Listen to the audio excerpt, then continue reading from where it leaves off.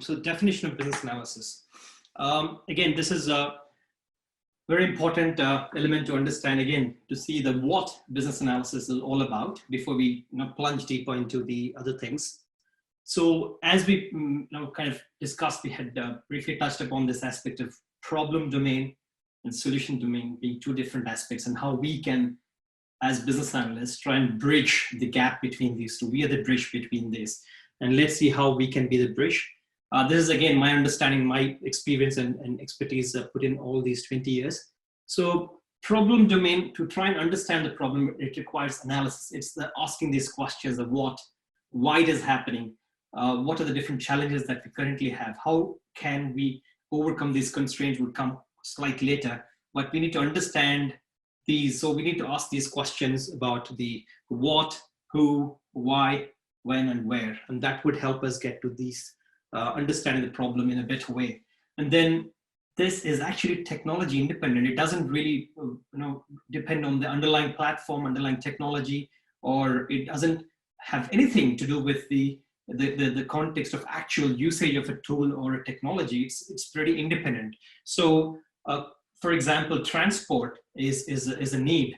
It's a problem for everyone. Traffic is a problem. It doesn't matter whether you're in Bangalore in India or in London or New York, it still is a problem. So how can we, as new age professionals, kind of understand the traffic problems, and how can we overcome that is basically one of the scenarios that we can try and devise as we move forward. That's a case study I'll pick up.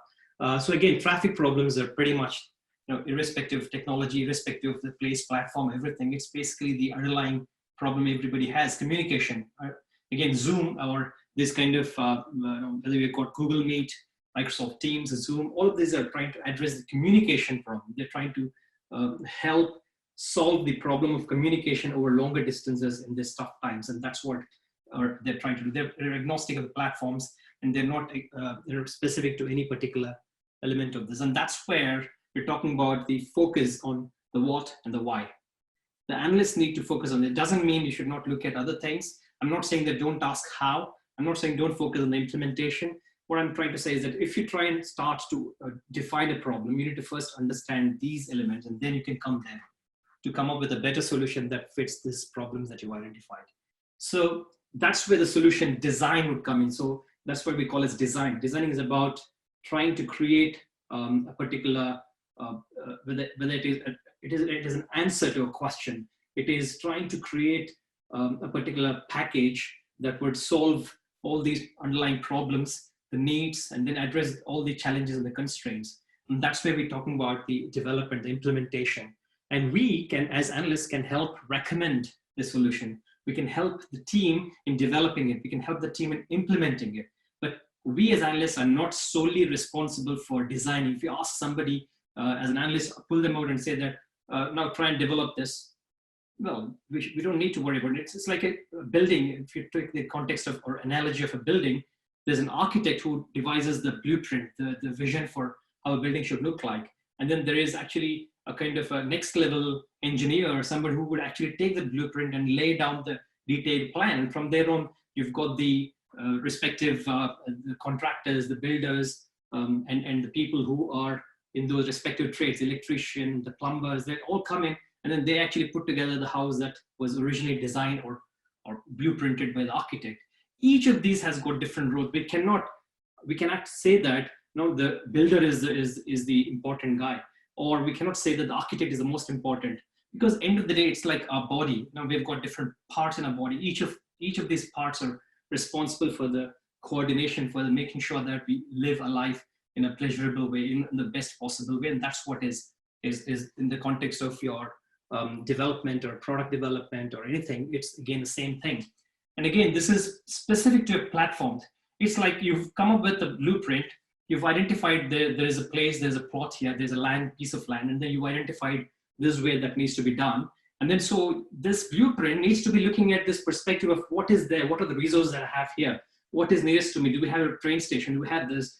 And given the size, the dimensions of this land, the architect has to create the blueprint. And given the blueprint, the engineer and the rest of the people, the professionals, builders, contractors, and and plumbers, they need to work towards that. They cannot just say that, you know what, I'll actually work on a different site, just use that. No, we cannot, because it's specific to this particular viewpoint, specific to this vision.